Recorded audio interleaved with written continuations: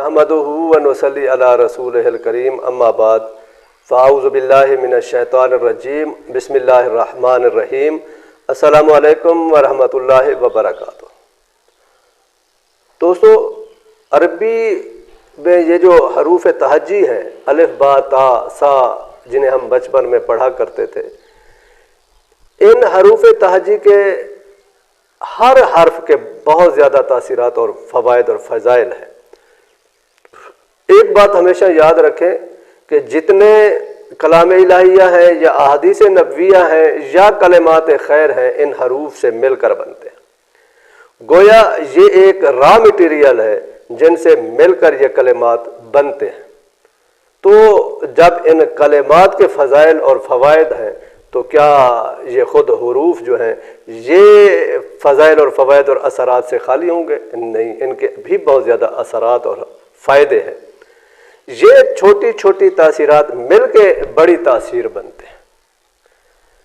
मुहक्किकीन ने इन पर मेहनतें की हैं, उनके तजर्बात और मुशाहिदात हैं। वो अपने तजर्बात और मुशाहिदात के बाद इनके फ़ज़ाइल और फ़वाइद बयान फरमाए हैं, जिनसे उम्मत आज तक फ़ायदा उठा रही है।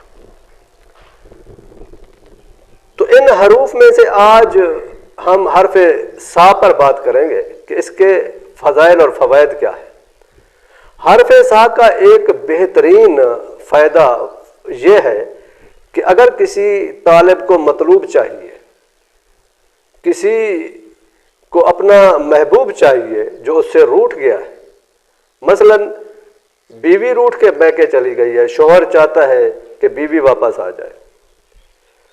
अगर शोहर बीवी बच्चों को छोड़ के चला गया है, बीवी चाहती है कि शोहर वापस आ जाए, या बेटा वालिदैन से नाराज़ होकर चला गया है, वालिदैन परेशान हैं, वो चाहते हैं कि वो वापस आ जाए। ज़ाहिर है जायज़ मकसद के लिए ही करेंगे, अगर नाजायज़ करेंगे तो तमाम तर नुकसान के ज़िम्मेदार खुद होंगे।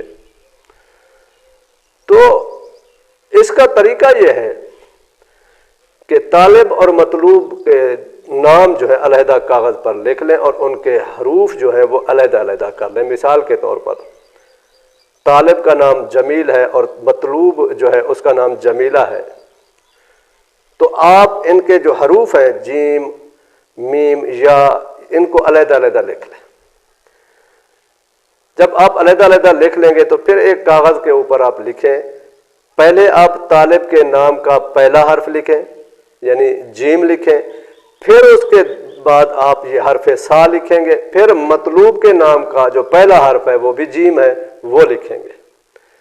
इसी तरह तालिब के नाम का दूसरा हर्फ यानी मीम है वो लिखेंगे, फिर हर्फ सा लिखेंगे, फिर मतलूब का दूसरा हर्फ यानी वो भी मीम है तो वो लिखेंगे।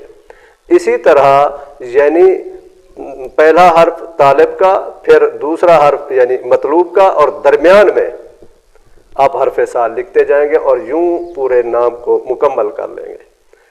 हाँ, अगर किसी के नाम के हर्फ ज़्यादा हैं तो फिर बाद में सिर्फ उसी के नाम के हर्फ लिख के अलहदा अलहदा एक लफ्ज़ लिख के फिर दरमियान में सा फिर दूसरा लफ्ज़ लिखेंगे। तो इस तरह आप जो है वो नाम मुकम्मल कर लेंगे। जब आप ये नाम अलहदा अलहदा करके और तालिब और मतलूब के नाम के दरमियान सा लिख के ये मुकम्मल अमल लिख कर एक तवीज़ सा बना लें,